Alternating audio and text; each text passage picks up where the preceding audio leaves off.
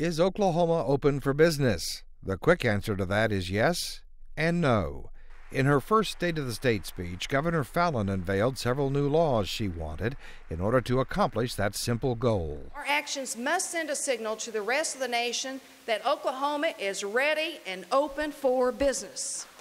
At the end of the legislative session, the governor said it was very productive in making Oklahoma a more business-friendly state, but added more needs to be done. Just how much government can do to encourage economic growth and job creation is open to debate, but most of the experts agree the role of government is limited.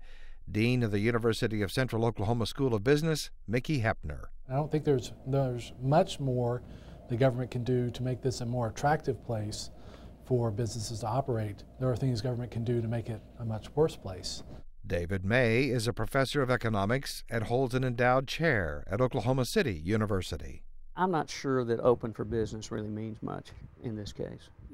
There is some thought that maybe we lower corporate tax rates and maybe that helps attract other businesses, or maybe even lower income tax rates at some point. But I'm not sure the evidence shows that that helps. Professor May believes stable job creation comes from a specific sector of the economy. Where growth comes from is entrepreneurial type activities and new businesses being created, new jobs being created.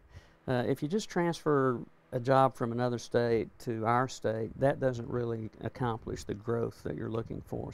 And Professor May attributes Oklahoma's current economic strength to factors outside of job growth or being more open for business.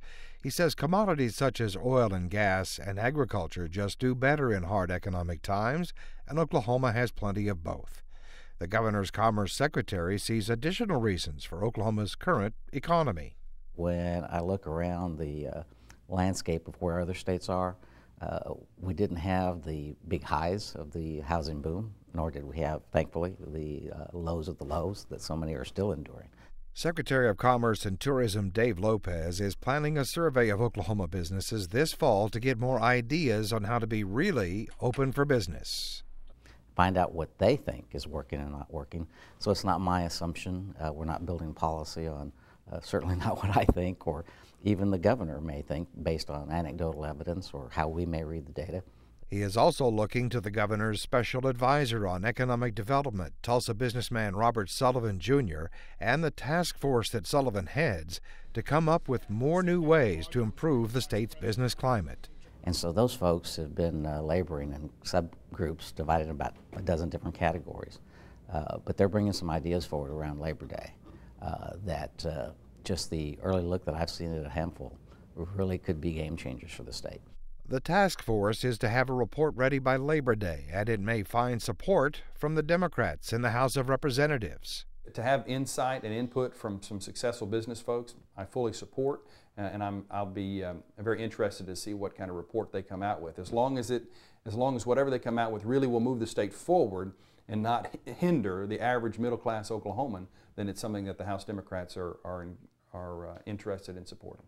For OCU Professor David May, the surveys and task force reports should make, what to him is already clear, just where Oklahoma should be focusing its business-friendly efforts. OCAST or any of those entrepreneurial type things, I think it would be good for them, for the state, to promote that and maybe even subsidize it to some degree. UCO's Mickey Hepner adds to that equation two things he sees as basic to being open for business. A growing business or a thriving business climate requires that you have qualified workers, and they require that firms be able to take their products and bring them to the marketplace. And so you have to have an education system that will prepare workers adequately for a 21st century economy, and you have to have an infrastructure that allows firms to bring their products to market. And those are things that House Minority Leader, Democrat Representative Scott Inman says his members are anxious to support. But our infrastructure is sorely underfunded, and our education is sorely underfunded. And so if we're going to be open for business, we got to focus on those things that businesses really do care about. Being more open for business has often produced debate in the legislature about new laws or changes in tax law to make the state more like Texas. UCO's Mickey Hepner says that is not really a very good idea. The reason Texas is ahead of us is because they started ahead of us, not because they're running faster. Over the last decade, our economy has grown faster than the Texas economy has. Our incomes have risen faster than the Texas economy has. Our median incomes have risen faster than what they have in Texas too. So we are outpacing Texas over the last 10 years. In fact, from that perspective, you should say maybe Texas should learn some things from us. Dean Heppner disagrees with the ongoing cuts in state income taxes as a way to boost the economy. He says if elected officials really want to encourage the economy through tax policy, there are other taxes they should be looking at. If we cut income taxes, we actually end up raising, as a result, the federal income tax liability Oklahomans pay. If we cut sales taxes, we just cut taxes. We don't have an impact on the federal tax liability. To me, the sales tax is our biggest problem tax and not our income tax.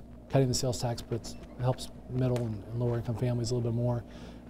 But it also, every penny you cut in taxes stays here. If we cut an income tax, a portion of that income tax essentially flows to the rest of the country. Every month, State Treasurer Ken Miller holds a news conference to unveil state government's income from taxes. It is seen as one of the many indicators of how the economy is doing. Yeah, Oklahoma continues to outperform the rest of the nation. We've been on a good roll for the last 16 months or so. We've had an uptick in revenues. So Oklahoma is continuing to do well, and it's continuing to do well primarily because of the oil and gas industry and manufacturing. For the month of July, tax income slowed from double-digit increases to the single digits.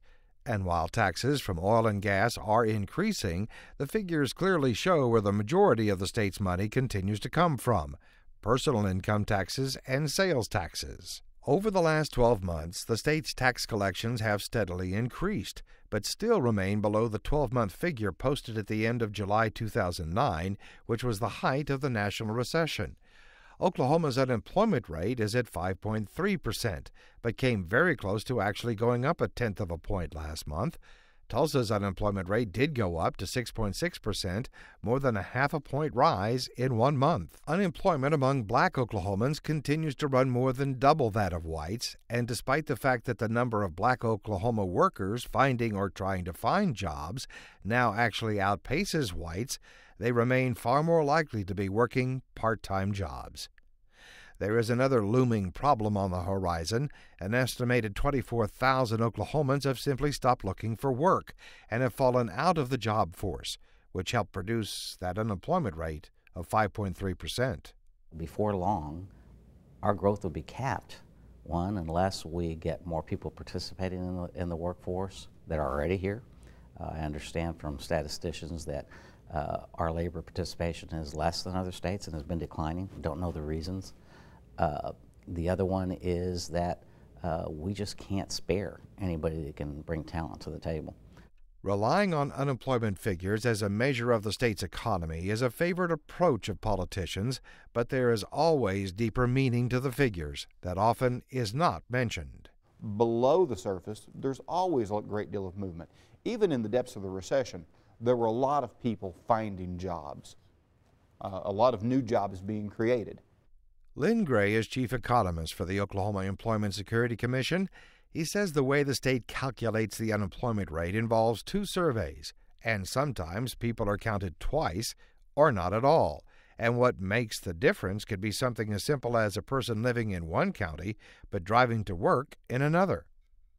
As the deadline approaches for a report from the governor's team of economic advisors on how to be more business-friendly, and legislators look over their plans for more changes to state statute, it may also be a good idea to get some input from the college professors in Oklahoma who teach economics about the best ways to be open for business.